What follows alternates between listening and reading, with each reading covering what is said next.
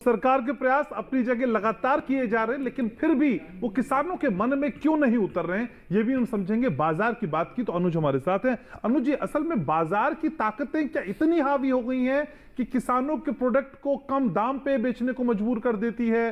सरकारी नीतियों पर वो हावी हो जाती है? कोई व्यवस्था कर लें, बाजार के जो एक्सपर्ट्स हैं उन सारी चीजों पे अपना कंट्रोल कर लेते हैं? बाजार इतना इंपैक्टफुल है इस पे?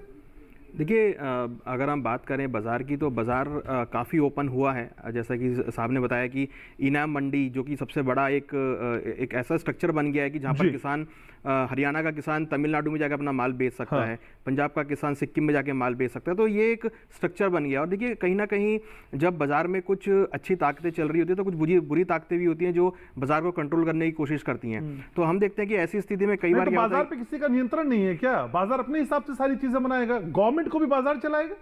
नहीं, ऐसा नहीं है। देखिए, आप कह रहे हैं ना कि बाजार में कुछ ऐसी ताकत तो है। देखिए, तो बाजार के इतना हावी हो जाता है कि सरकार पे वो कंट्रोल करने लग जाए। गजब है।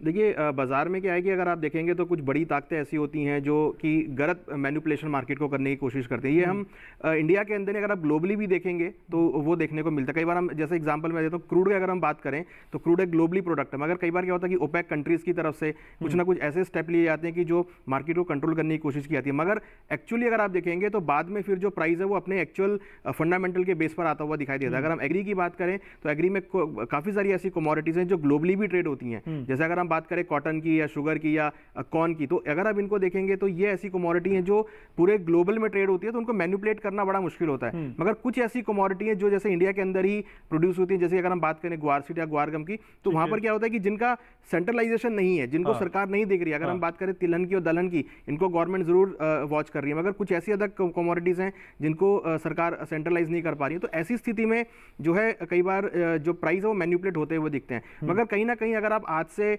10 साल पहले की बात करेंगे तो वो बहुत ज़्यादा था। अगर आप आज देखेंगे तो उसकी जो परसेंटेज है बहुत कम हो गई है। तो प्राइस को मैनिपुलेट करने पे सरकार डेफिनेटली काम कर रही है, प्राइस को कंट्रोल करने के लिए सरकार काम कर रही है। और मुझे लगता है कि जो ये एक मैनिपुलेशन वाली बात है, एमएसपी वाला शगुफा 2-4 महीने बाद फिर क्यों आ जाता है? फिर क्यों किसान परेशान हो जाते हैं जब सारी चीजें इतनी सुव्यवस्थित है?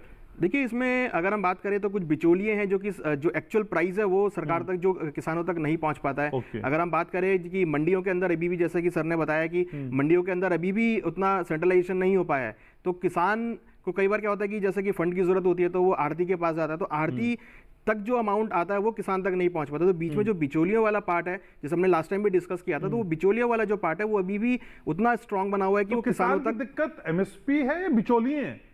देखिए, मुझे लगता है कि किसान की जो एक्चुअल दिक्कत है वो है कि किसान तक इन्फॉर्मेशन नहीं पहुंच पाती, किसान तक प्राइस नहीं पहुंच पाता है। तो जो बिचौलिए हैं बीच के, वो कहीं ना कहीं प्राइस को इस तरह मैनिपुलेट करते हैं या किसान को इस तरह मैनिपुलेट करते हैं कि किसान को अपना माल जो वो भाव कोट करते हैं उस पर बेचना पड़ता है। ठीक है।